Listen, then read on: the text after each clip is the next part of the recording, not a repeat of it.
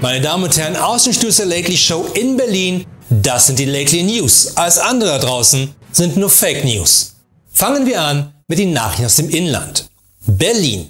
Stolz wie Bolle sein ist ein typischer Berliner Spruch, der nichts anderes sagen soll, als wie sich jemand sehr über das selber Geleistete freut.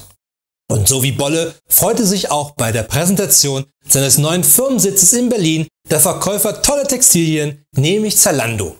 Sympathischer Unterstützer von vielen tollen 16 Stunden an 7 Tagen Ferienjobmöglichkeiten für all die Kinder in Bangladesch. Im Gegensatz zu den miefigen und dunklen Gebäuden, in denen die vielen Näheren, die für die Produkte, die über Zalando verramscht werden, lockere 18-Stunden-Schichten verrichten dürfen, ist das neue HQ von Zalando lichtdurchflutet und eine architektonische Meisterleistung. Eigentlich sollte das Gebäude schon viel früher fertig werden, aber Zalando, freundlicher Verfechter von Arbeitnehmerrechten, konnte sich einfach nicht entscheiden, welches HQ es denn nun werden sollte. Also bestellte Zalando, die hässliche angeheiratete Cousine von Amazon, einfach mehrere HQs in verschiedenen Größen. Nur um dann vom Spiegel zu schauen, welches von den bestellten Gebäuden denn das richtige sein könnte. Und das hat nun einmal seine Zeit gebraucht. Zum Glück konnte Zalando das Internet kick in peinlich die anderen Gebäude dann dank des 14-tägigen Rückgaberechtes wieder zurückschicken. Wer also gerade ein fast kaum getragenes HQ sucht, einfach mal googeln. Krombacher am Radeberg bei der Sternburg. Während 86,1% der Deutschen innerhalb der letzten 14 Tage Mineralwasser getrunken haben und nur skandalöse 2,9% Champagner, ist und bleibt das Bier einer unserer besten Freunde. Für manche ein Sanitäter in der Not, für manch andere nur ein Rettungsboot, aber definitiv tödlich beim Fallschirmspringen. Trotzdem wird Bier immer teurer. So hat nun das Statistische Bundesamt in Wiesbaden berechnet, dass der Preis pro Bier und Biermischgetränk im Vergleich zum Vorjahr um etwa 3,5% gestiegen ist, während die Inflation nur bei rund 1,9% lag. Denn trotz des frühen WM-Aus im letzten Jahr haben deutsche Brauereien rund 8,7 Milliarden Liter Bier zusammengepanscht und uns dann in den Kühlschrank gelegt. Experten gehen auch davon aus, dass dieses Jahr die Preise weiter ansteigen werden. Denn durch die immer heißeren Sommer werden immer mehr Malz, Hefe und Gerste regelrecht auf den Feldern verbrannt und fehlen dann in der Bierproduktion. Viele Deutsche sind nun entsetzt und meinen, was? Bier wird sogar noch teurer? Schatzi, ich muss ganz schnell zur Tanke. Vielleicht muss ich dann dort noch eine weitere Hypothek auf das Haus aufnehmen, also hold my beer. Also wirklich, halt es fest, das ist viel Geld wert. Das bezahlt vielleicht eines Tages mal die Ausbildung unserer Kinder. Kommen wir nun zu den Nachrichten aus dem Ausland. Villers Escalés. Was für Erwachsene das Kokain für die Sexorgie ist für Kinder Nutella. Nur wenn das Kokain alle ist, kann man als Erwachsener immer noch bei einer Sexorgie Spaß haben.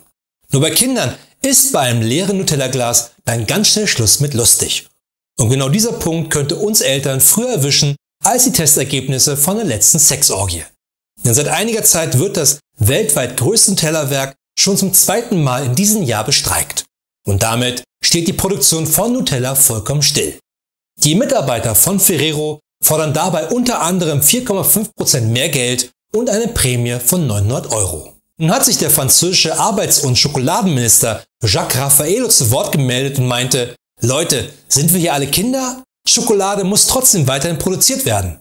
Manchmal muss man eben Duplo-Schichten fahren und ich weiß, die Arbeitsbedingungen sind alles andere als bueno. Ich möchte aber, dass jeder Mitarbeiter weiß, dass ich es ernst meine, wenn ich zu jedem Einzelnen gehe und sage, yo, Gourette, Nutella mir mal, was hier los ist, mon chéri. Haben wir zufälligerweise ein Bild vom Arbeits- und Schokoladenminister Jacques Raffaello?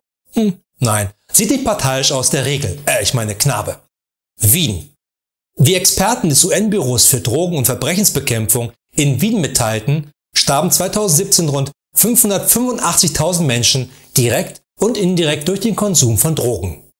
Gerade in den USA herrscht seit Jahren eine Opiatenkrise, die täglich knapp 130 Menschen das Leben kostet.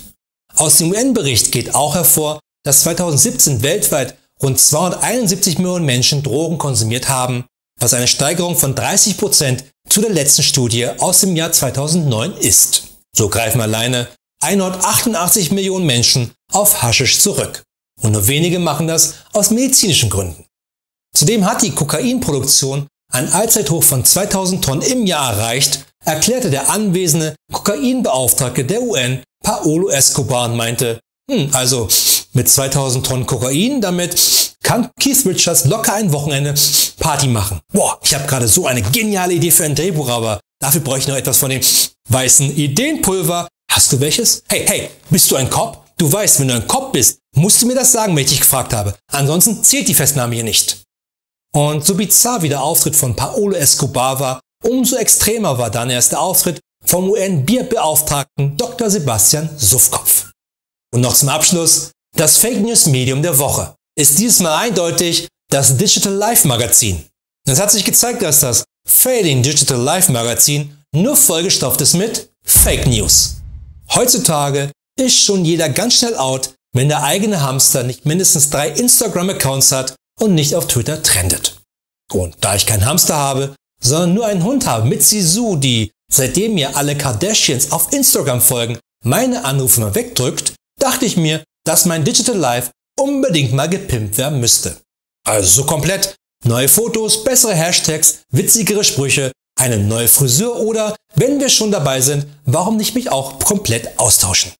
Und weil Social Media Experten einen Haufen Schotter kosten und der Papa letzte Woche genau diesen Haufen Schotter auf der Pferderennbahn verlor und nun die netten russischen Herren mit den lustigen Namen recht deutlich gemacht haben, was passiert, wenn der Papa bis morgen nicht liefert, hatte ich nun all meine Hoffnungen in das Digital Life Magazin gesteckt.